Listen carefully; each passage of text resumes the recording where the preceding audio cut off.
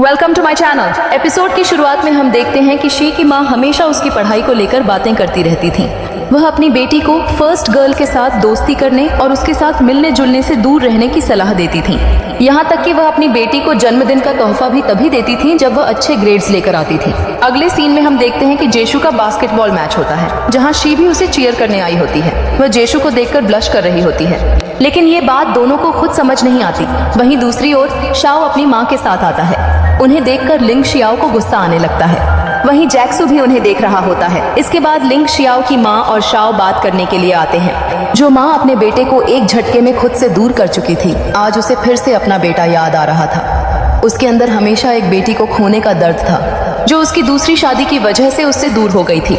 जब उसे दोबारा एक बेटी मिलती है तो वह जरूरत से ज्यादा जोर देकर उसे लिंग शियाओ की बहन कहने लगती है। लेकिन लिंग शियाओ को ना तो उस माँ से और ना ही उसके परिवार के किसी सदस्य से कोई रिश्ता रखना था। वह अपने वर्तमान परिवार के साथ खुश था, लेकिन उसकी माँ जबरन माँ होने का हक जताना चाहती थी। चाहे लिंग शियाओ माने या न माने, उन्हें अपनी इच्छा उस पर थोपनी ही थी। इस बीच लिंग शियाओ के आने का इंतजार किया जा रहा होता है। जेशु को बहुत गुस्सा आ रहा होता है और ली ज्ञान उसकी माँ के बारे में बात करके उसे और भी चिढ़ा देती है, मगर अकेले में वह अपनी माँ को मिस कर रहा होता है।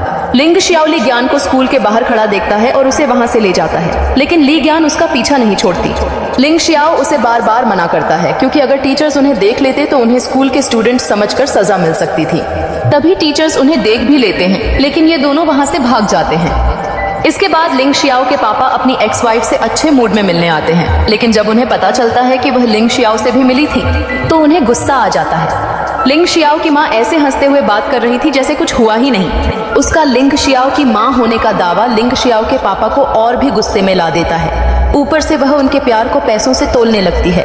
लिंग शियाओ के पापा उसे साफ साफ समझा देते हैं कि वह सिर्फ ली याओ के पापा नहीं बल्कि लिंग शियाओ के भी पिता हैं। इसके बाद वह वहाँ एक पल के लिए भी नहीं रुकते। सब लोग दुकान पर होते हैं, तभी लिंग शियाओ के पापा आते हैं। वह बिना कुछ पूछे या बताए ली ज्ञान के पापा को अलग ले जाकर बात करते हैं और सब कुछ बता देते हैं। ली ज्ञान के पापा भी हैरान रह जाते हैं कि लिंग शियाओ की माँ कैसे इस तरह हक जता रही थी। रात को लिंग शियाओ एक सपना देखता है जिसमें वह अपनी छोटी बहन के साथ होता है। ये सपना वह बचपन से देखता आया है, एक बुरे सपने जैसा। शायद वह डर आज भी उसके मन से पूरी तरह नहीं गया है। अगले दिन स्कूल से लौटते समय बारिश होने लगती है। तभी दो बच्चे लिंग शियाओ की बात न मानते हुए दूसरों का छाता चुराकर भाग जाते हैं। दुकान में सभी लोग लिंग शियाओ की नानी को देखते हैं, जो उसकी बहन को भी साथ लाई होती है। मतलब मानो या ना मानो, मैं तुम्हारा मेहमान हूँ वाली हालत हो गई थी। ये लोग अपनी तरफ से खुश थे, लेकिन लिंग शियाओ की माँ और उनका परिवार ये सब बर्दाश्त नहीं कर पा रहे थे। नानी माँ भी ली ज्ञान के पापा के